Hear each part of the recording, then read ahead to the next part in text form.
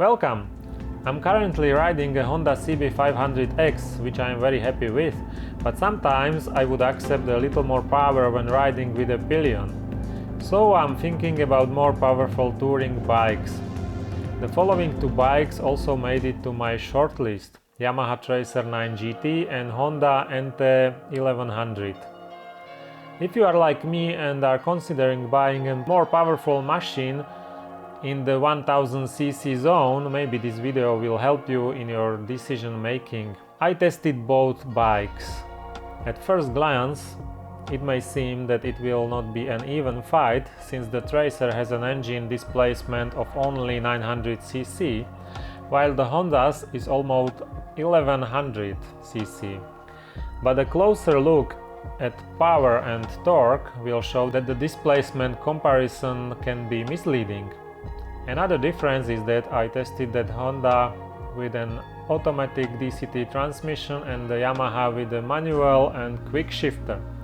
However, this is not a problem for the purposes of this video, because I'm looking for a machine that will be able to transport me and my partner plus some luggage comfortably, briskly, and if possible with a little fun, even over long distances.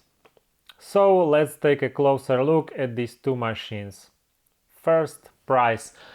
I don't spend much on extra equipment, so for the purposes of this comparison I will only take the prices of the basic model. Yamaha Tracer 9 GT starts at 14,390 euros. Honda NT1100 starts at 13,719 euros.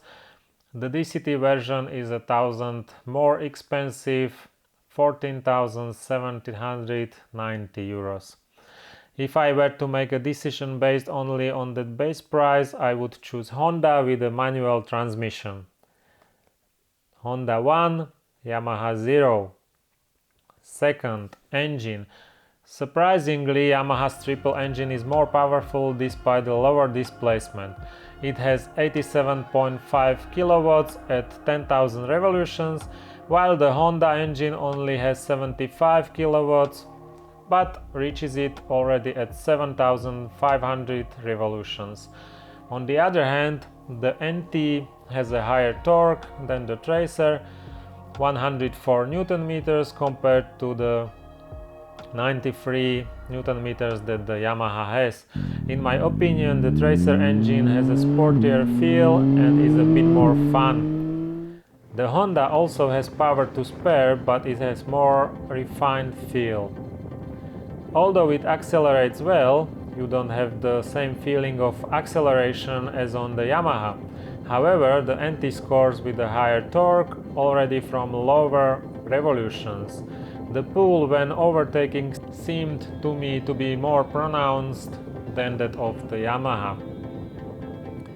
However, what won me over to Yamaha is the sound of its triple engine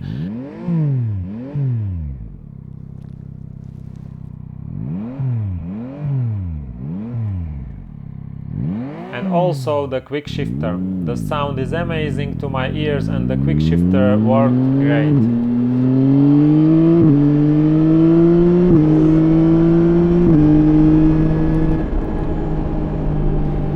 At my video of riding a Yamaha. So, as for the engine, I choose Yamaha. The score is tied 1-1. 3. Handling and comfort.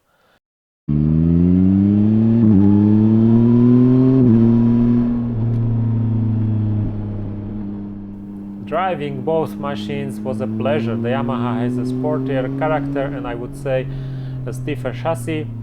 I think I could take corners with it at much higher speeds. Honda, on the other hand, offers higher comfort. I rode them for a short time, but I think the Honda would be more comfortable on longer trips. I mostly drove on high quality asphalt, so I do not know how they would behave on broken roads, but I think Honda would feel better on them. Both bikes were easy to control even at low speeds. It is hard to decide, it depends on the current mood, whether I want to ride sporty or comfortable. I would say it will be a tie in this category. Point to everyone. The score is 2-2. 4. Fun factor. There is nothing to solve here, I choose Yamaha. Not that the Honda wouldn't be fun to ride, but if I were to go on winding roads with them, the Tracer 9 GT is slightly more fun to ride than the NT1100, at least in my opinion. Let me know if you perceive it differently.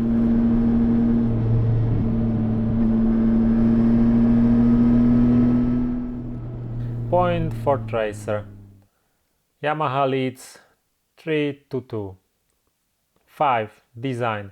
Design is always a very subjective thing. For me, I must say that NT looks very good. From the front it has the feature of a Honda scooter, but otherwise I like it. It's a bit chubby, but like I said, a good design. Yamaha looks more futuristic and aggressive against Honda. Well, I like it too. Here again is a very difficult decision, at least for me. However, I'm leaning towards Yamaha by a small hair. Tracer gets another point and the score is 4-2 in favor of Yamaha. 6. Wind protection. As for the wind protection, since I only had the bikes on test for 50 minutes, I didn't look into it much.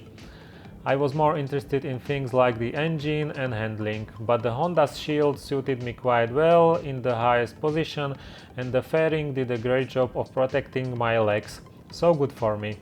As far as I remember, the Yamaha's shield worked well too, but it seems that the Honda was a bit better in this regard.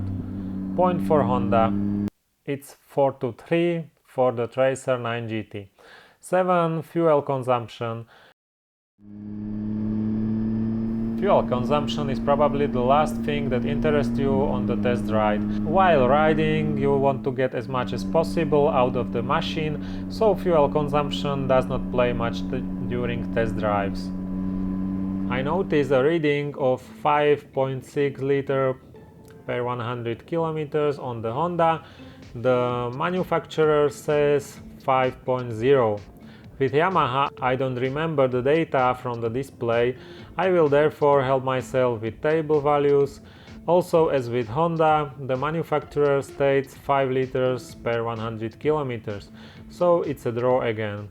The score is 5-4 in favor of Yamaha. Conclusion. So those were the 7 factors that I take into account when choosing a future motorcycle. As you can see, the fight was very close, and if I were to choose a bike based on these results, I would choose the Yamaha Tracer 9 GT. I'll be happy if you write your opinion or experience with these bikes in the comments under the video. If you like the video, don't forget to give a like and subscribe, so we can meet together for another similar video. Well, thank you for watching.